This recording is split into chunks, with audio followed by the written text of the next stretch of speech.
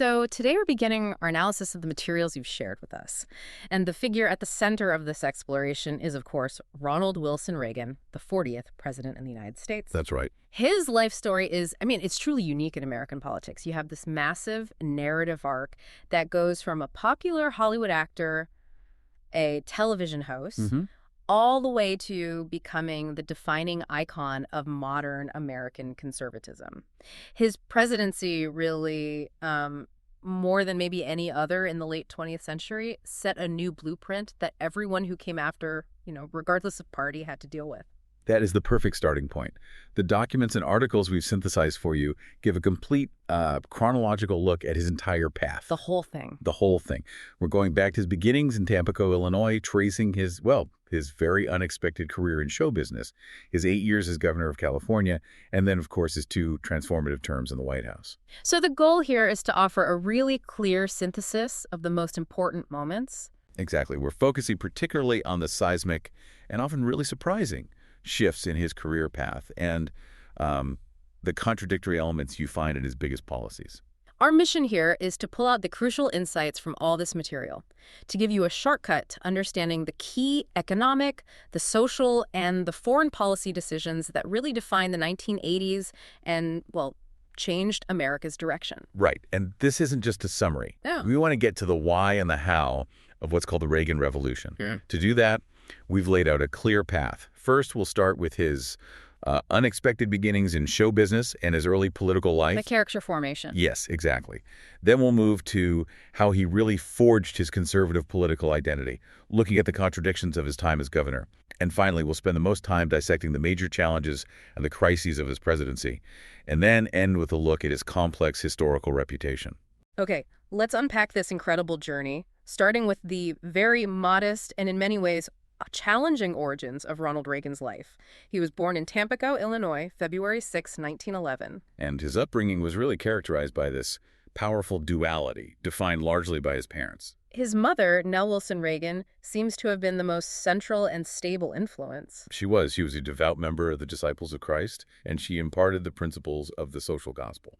And for anyone listening who isn't familiar, the social gospel was a Protestant movement that applied Christian ethics to social problems. It emphasized that salvation wasn't just about personal piety. No, it was tied to active involvement in social justice, in charity, in public service. This focus on the common good, on community, it really remained a thread throughout his life, even as his politics changed so dramatically. And then on the other side of that, you have his father, John Jack Reagan, a shoe salesman. Yes, and the sources emphasize that Jack was ambitious, hardworking, but his ambition was severely complicated by his ongoing struggle with alcoholism. That exposure to the chaos, the unpredictability of his father's addiction, it seems to have shaped Reagan very deeply. It fostered a need for order and stability that you can absolutely see later in his political temperament. So moving on to his education, he attended Eureka College and graduated in 1932, B.A. in economics and sociology. And he wasn't described as a particularly brilliant student. The sources repeatedly say he was, admittedly mediocre in his academic subjects. But he thrived in campus politics. Absolutely thrived. His talents lay not in solitary study, but in public communication and organizing, even from an early age. And he demonstrated that skill very quickly.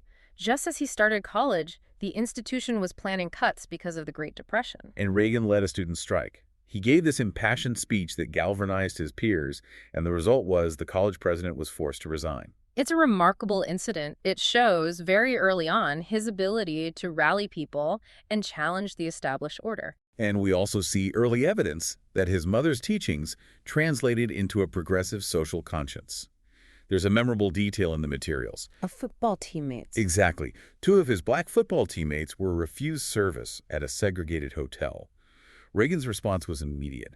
He didn't just complain, he invited them back to his parents' home. And his parents welcomed them. Immediately. Served them dinner. It's a small, personal act, but it illustrates an early anti-racism stance that was quite progressive for the rural Midwest in the 1930s. This political skill was put on hold after graduation, which leads to his truly surprising first career. His first professional job was as a sports broadcaster for WHO Radio in Des Moines, Iowa. And this wasn't just reading scores. The materials detail this remarkably inventive process he had. Right, he became known for creating what sounded like live, dynamic, play-by-play accounts of Chicago Cubs baseball games. But the catch was, he was doing this from a studio in Iowa, using only basic wire descriptions that came in over a telegraph ticker. So he's essentially narrating imaginary action. He is, relying on his descriptive flair and timing to make listeners believe he was right there, watching the game. It was a spectacular early lesson in narrative control and communication. It certainly was, and that training, that quick thinking, it was invaluable. In 1937, while traveling with the Cubs for spring training, he took a screen test and landed a 7-year contract with Warner Bros. He was quickly typecast, mostly in B films. But he did achieve a true breakout success, playing the football legend George Gipp in Newt Rockne All-American in 1940. A role that was so significant it earned him the permanent nickname, the Gipper. A powerful symbol of fighting spirit that his political strategist would revive decades later. And his best-received performance, according to many critics, was as a leg amputee in the 1942 drama King's Row. It's a powerful performance, but his movie stardom really did wane after World War II. He made 53 films in total, but never quite regained that early celebrity height. His military service during the war is also crucial for understanding his later views. He'd enlisted in the Army Reserve in 1937 and was called to active duty in 1942, but due to severe nearsightedness, he was deemed unfit for frontline combat. Right. Instead, he was assigned to the Army Air Forces as a public relations officer. And his job was incredibly prolific. He produced over 400 training films, but it was during this time, dealing with the military machine, that he grew intensely frustrated. He saw what he perceived as the delays and inefficiencies of federal bureaucracy, and that feeling really crystallized his anti-government views years before he ever ran for office. That experience led almost directly into union leadership, a truly pivotal role that put him at the center of the industry's political battles. He was elected president of the Screen Actors Guild, or SAG, for 2 separate periods. 1947 to 52, and again from 59 to 60. And his first tenure was marked by these intense labor management disputes, right as the Cold War and anti-communist fever were rising. He took a strong stance during a jurisdictional strike, siding with the established studios against a more radical union, the Conference of Studio Unions. And that positioning was very consequential. It was. Critics at the time argued that by siding with the studios, Reagan's leadership effectively insulated liberals within SAG by allowing them to be seen as moral innocents instead of scabs, which consolidated the power structure within the guild. And his involvement in the Hollywood blacklist era is a documented fact. The FBI interviewed him, and he provided the names of individuals he suspected of having communist sympathies. He also testified before the House Un-American Activities Committee, HUAC, asserting that some guild members were associated with the Communist Party. It was a decision that really cemented his anti-communist credentials. Now, his second tenure as SAG president was focused more on economics. This time, he was fighting for better compensation, particularly for residual payments. Right, royalties for the reuse of films on television. This was a bitter negotiation. But the final settlement secured a major victory, long-term financial stability for many actors by mandating pensions and paying residuals for films made after 1959. It showed his effectiveness as a negotiator. It did. And on a more personal note, we should mention his marriages. He married actress Jane Wyman in 1940. Their divorce in 1949 was influenced, as the sources state, by her lack of interest in his deepening political activities. And he later met Nancy Davis when she reached out to him as SAG president. Her name had mistakenly appeared on a communist blacklist, and she sought his help. They married in 1952, beginning one of the most famous political partnerships in American history. That sets the perfect stage for the great political transformation. And it's essential to stress that the common narrative of Reagan as a lifelong conservative, it just doesn't hold up. Not at all. He started firmly on the Democratic side. He often spoke of Franklin D. Roosevelt as a true hero and considered himself a New Deal Democrat. He was active in liberal organizations in Hollywood and worked with the AFL-CIO against anti-union laws. To show his commitment, there's an incredible anecdote from 1946. He appeared in a radio program called Operation Terror to speak out against rising Ku Klux Klan activity. In that broadcast, he called the Klan a systematic campaign of fascist violence and intimidation and horror. I mean, very strong words. And no doubt about his firm anti-extremist stance. He even supported Harry Truman in '48. The slow, methodical shift really began in the 1950s. He started supporting Republicans, first Eisenhower in 52, then Nixon in 60, and this ideological move gained a lot of momentum when he began hosting General Electric Theater in 1954. That job was crucial. As part of his contract, he traveled the country as a motivational speaker for GE. He'd give these speeches to employees at hundreds of plants, and slowly they became less about business motivation and more about free market principles and government overreach. And this is where the ideological shift gets really stark. In those speeches, he controversially described Medicare as potentially marking the end of individual freedom in the United States. He argued it was a step toward government socialism. This rhetoric placed him directly against the emerging liberal consensus of the time. He formally switched to the Republican Party in 1962, but the moment that truly launched his national political career was a speech he gave 2 years later for Barry Goldwater's struggling presidential campaign. That speech, delivered on national television, was titled "A Time for Choosing."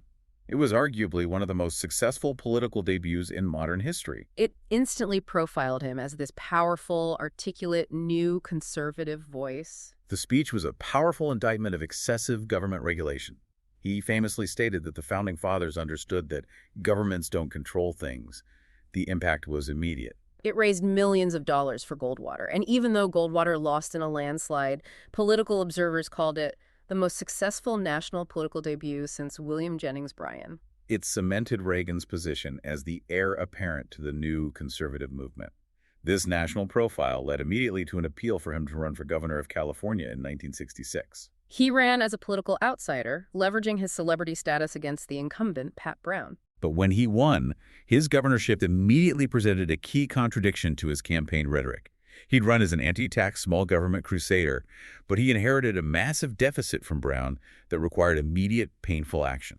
And this is a point that often trips up the simple narrative. It does.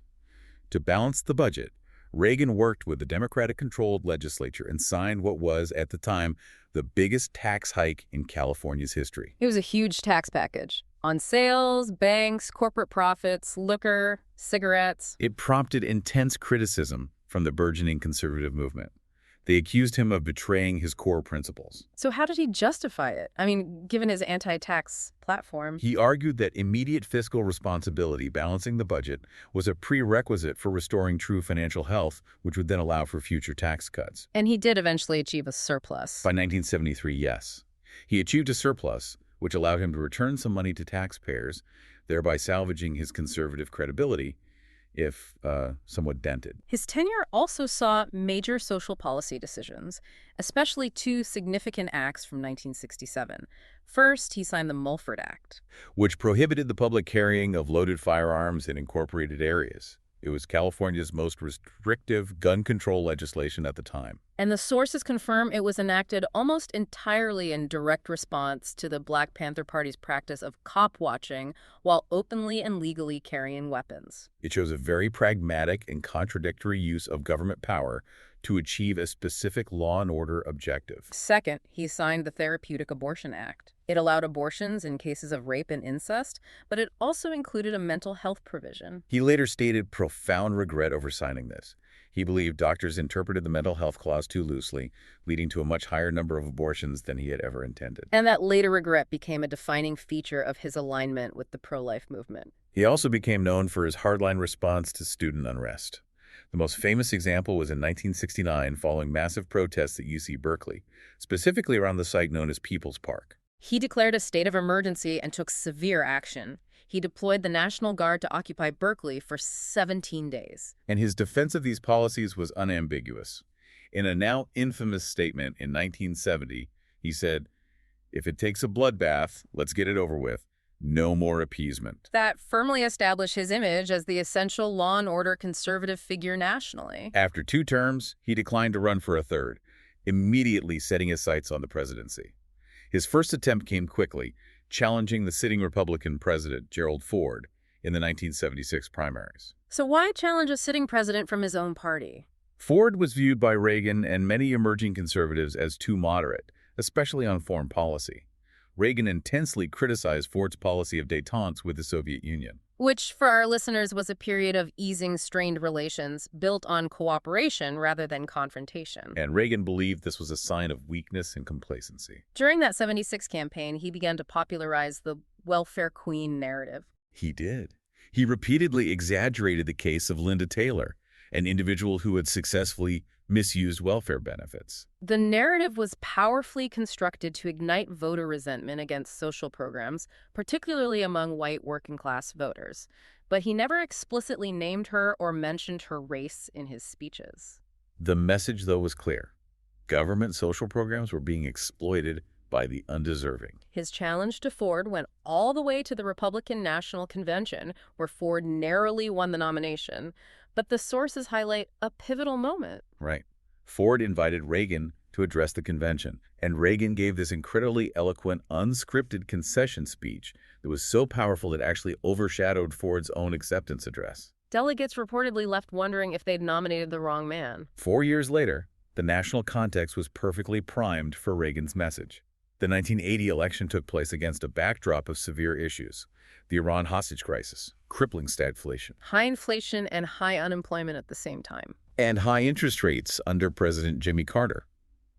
Reagan's campaign was laser-focused on three principles: massive tax cuts, a reduction in the size of government, and a dramatic strengthening of the national defense. Heading into the primaries, his age, he was almost 70, was a persistent issue. After a loss to George H.W. Bush in Iowa, the New Hampshire debate became the crucial turning point. When the debate moderator tried to interrupt Reagan, he instinctively pushed back with his furious, unscripted retort. "I'm paying for this microphone, Mr. Green's sick." That spontaneous display of force was a massive public victory. It cast him as a man who wasn't afraid to stand up to the establishment. A perfect, authentic moment. Before the general election, we have to address the long-standing debate over his speech at the Neshoba County Fair in Mississippi in August 1980. A very sensitive issue. He spoke there near the site of the 1964 murders of 3 civil rights workers, and he declared his belief in states' rights. This sparked a debate that continues. Some view the visit and the rhetoric as a deliberate extension of the Southern strategy, designed to appeal to racial animus. While allies and supporters maintain it was simply his standard anti-big government rhetoric, devoid of any intentional racial context. Regardless of his original intent, what do the sources say was the long-term political impact? The impact was substantial. That visit solidified the perception among many Southern white voters that Reagan was on their side regarding federal oversight. It helped cement the South's shift toward the Republican Party, which was crucial for his landslide victory. His momentum carried through the general election debate, where his calm response to Carter, there you go again, resonated deeply with viewers. On November 4, 1980, Reagan won in a massive landslide, 489 electoral votes. And crucially, Republicans also took the Senate for the first time since 1952, signaling a true political realignment. This brings us directly into his presidency, starting with the first term and the major domestic realignment he began. He's inaugurated on January 20th, 1981, and his inaugural address set a tone of radical change. He stated forcefully, "In this present crisis, government is not the solution to our problem, government is the problem." A declaration of war on the New Deal consensus. And in a moment of dramatic symbolism, Iran waited until he had been sworn in before announcing the release of the American hostages. It ended the 444-day crisis. It was seen as a final insult to Carter, and it gave Reagan an immediate, though symbolic, foreign policy victory on day one. But the presidency faced an existential threat just 70 days later, and we must acknowledge the severity of the crisis on March 30th, 1981, when Reagan was shot by John Hinckley Jr. It was a moment of true national panic. He was described as being right on the margin of death, with a punctured lung and severe internal bleeding. The speed of his recovery was remarkable, and his composure and humor during the crisis, famously joking with surgeons, were instantly mythologized. He later attributed his survival to a belief that God had spared his life for a chosen mission. This near-death experience gave him an immense surge of political capital, which he immediately leveraged to pursue his economic agenda, Reaganomics. Okay, so Reaganomics was a package of policies rooted in laissez-faire principles, supply-side economics, and monetarism. Let's break down supply-side economics. We often hear the critique trickle down, but what was the theory supposed to achieve? Well, supply-side theory posits that if you lower marginal tax rates, especially on corporations and the wealthy, it increases their incentive to invest and produce. The idea being that increased production, the supply, stimulates the whole economy. Right. It leads to job creation and, crucially, generates enough new economic activity that the overall tax revenue base eventually increases, theoretically making up for the initial tax cuts. Growth comes from encouraging producers, not stimulating demand. And monetarism, how did that factor in? Monetarism focuses on controlling the money supply to manage inflation, which is the primary economic threat at the time. Reagan's administration supported Fed Chairman Paul Volcker's aggressively tight money policy. Raising interest rates dramatically. Nearly 20% sometimes. It was painful, it triggered a deep recession, but it was essential to the long-term plan. The policy began with the Economic Recovery Tax Act in August '81, which dramatically lowered federal income tax rates. But fiscal reality quickly collided with that promise. Less than a year later, he was forced to reverse course. He signed the Tax Equity and Fiscal Responsibility Act of 1982, which doubled the federal cigarette tax and rescinded some corporate cuts. And this moment is critical because the sources confirm that despite his anti-tax reputation, Reagan ultimately raised taxes 11 times during his 2 terms. He did. Now, that tight money policy meant the economy immediately plunged into a deep recession. Unemployment peaked at a painful 10.8% in December 1982. A massive political liability. But the policy worked. Volcker's policy successfully curbed inflation, dropping it from 12% to under 5% by 1989. And when the economy turned around in '83, it sparked what was then the longest peacetime economic expansion in U.S. history. However, the sources note that this expansion came with significant costs, particularly regarding equity. The economic gains were not shared equally. It resulted in a demonstrable increase in economic inequality and a visible rise in homelessness. Beyond taxes, economic deregulation was another major pillar. By 1986, the administration had eliminated nearly half of the federal regulations that existed in 1981. And while some of that was seen as positive, the sources point to one catastrophic failure: the deregulation of savings and loan associations through the Garn-St. Germain Act of 1982. This allowed S&Ls to engage in far riskier activities. That lack of oversight led directly to widespread risky loans and mismanagement, contributing to the massive savings and loan crisis. The resulting taxpayer-funded bailouts would cost hundreds of billions of dollars. And we can't discuss his economic policies without addressing the national debt. Due to a combination of major tax cuts and a massive defense buildup, the federal budget deficits soared. The national debt nearly tripled, rising from 33% of GDP to 53%. And the sources explicitly state that Reagan himself later called this triple debt the greatest disappointment of his presidency. Beyond economics, Reagan fundamentally altered the relationship between the presidency and organized labor. The defining moment was the PAT-TC strike in August 1981.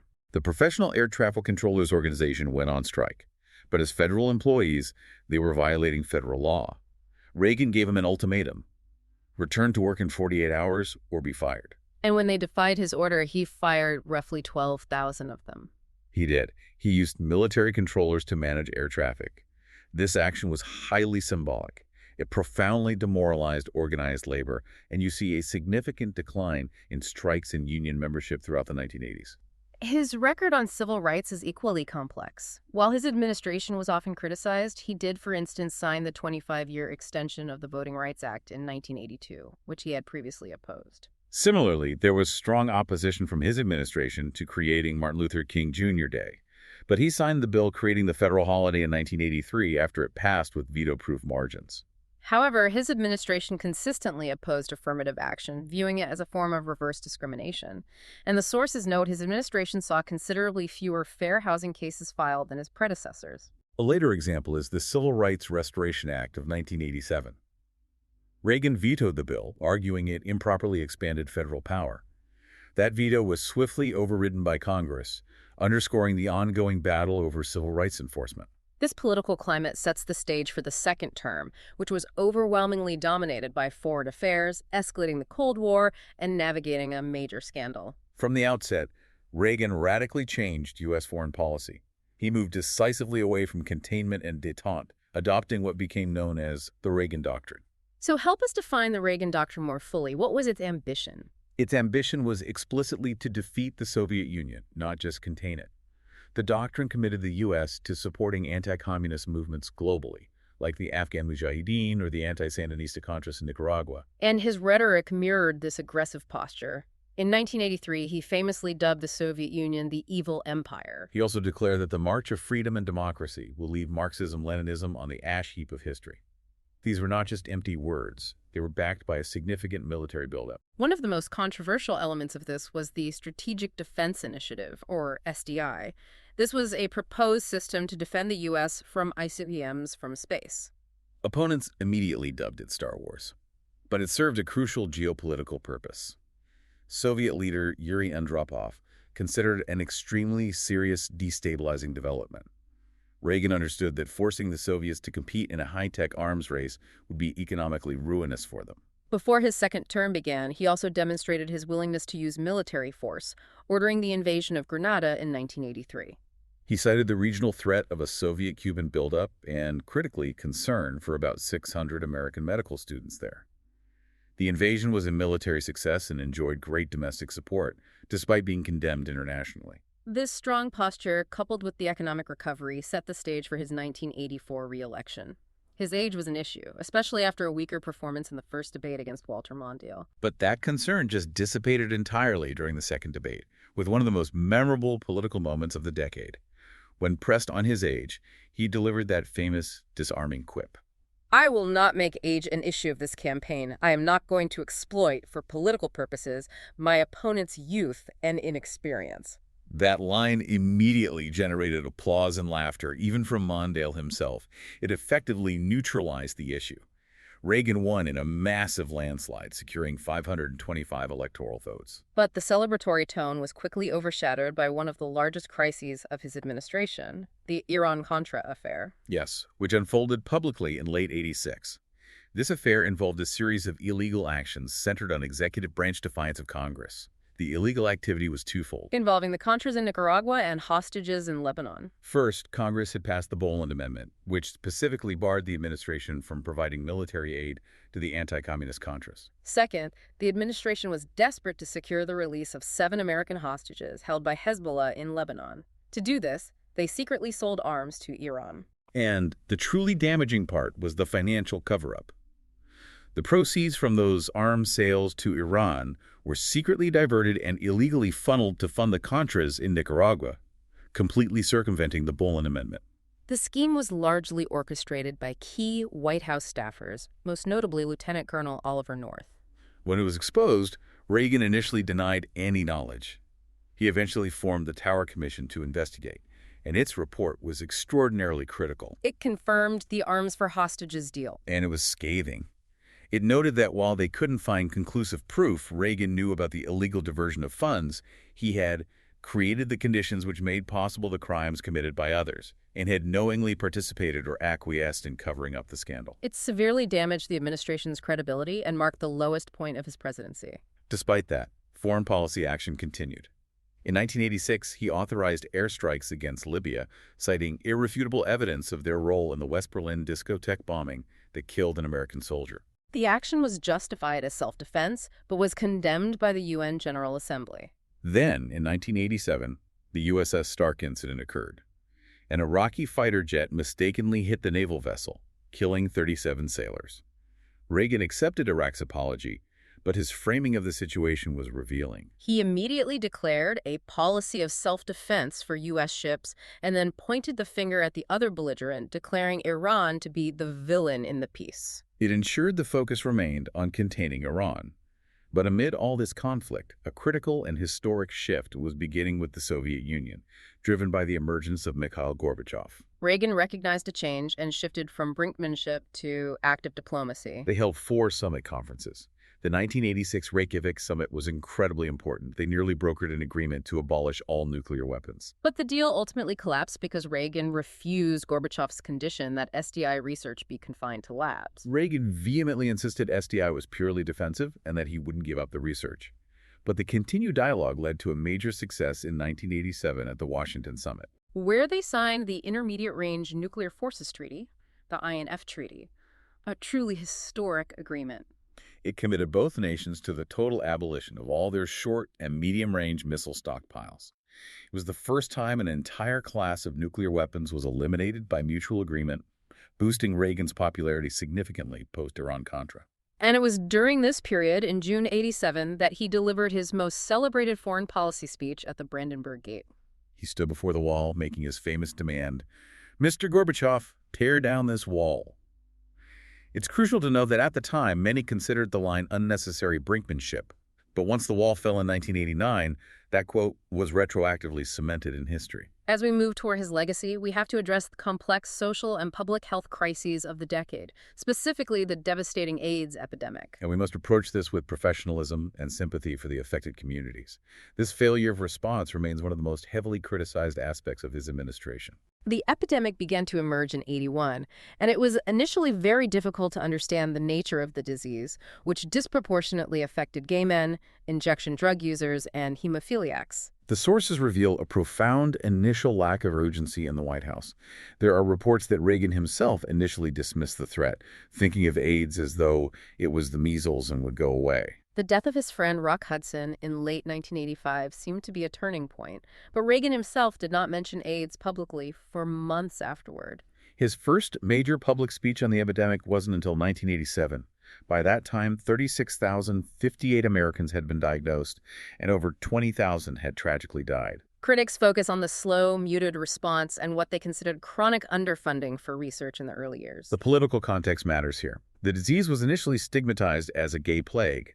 While the administration proposed $2.8 billion for AIDS spending from '84 to '89, pressure from congressional Democrats ultimately raised the total federal spending to $5.6 billion, demonstrating the ongoing conflict over prioritizing the crisis. Relatedly, the administration intensified the war on drugs in 1982 in response to the crack cocaine epidemic. The Anti-Drug Abuse Acts of '86 and '88 specified harsh mandatory minimum penalties. This included Nancy Reagan's Just Say No campaign. These acts have since been highly criticized for creating significant racial disparities in sentencing. On the international human rights front, his administration implemented the controversial policy of constructive engagement with South Africa's apartheid regime. The idea was that dialogue, not isolation, would encourage reforms. Reagan opposed sanctions, arguing they would hurt black employees and remove U.S. leverage. This stance drew incredibly sharp criticism.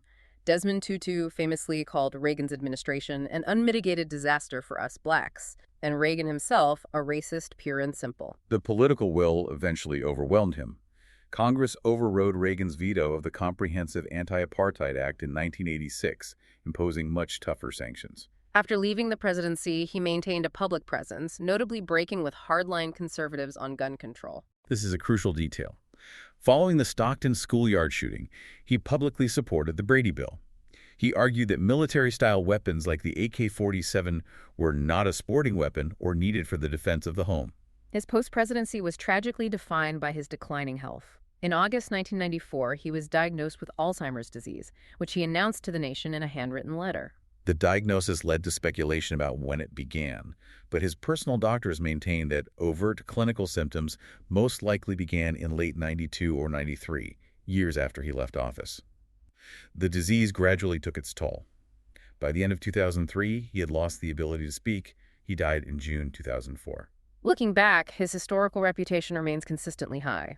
He is usually ranked in the middle to upper tier of U.S. presidents, and many scholars consider him the most influential president since FDR. The consensus credits him with two major achievements. First, successfully rehabilitating conservatism and shifting the country rightward.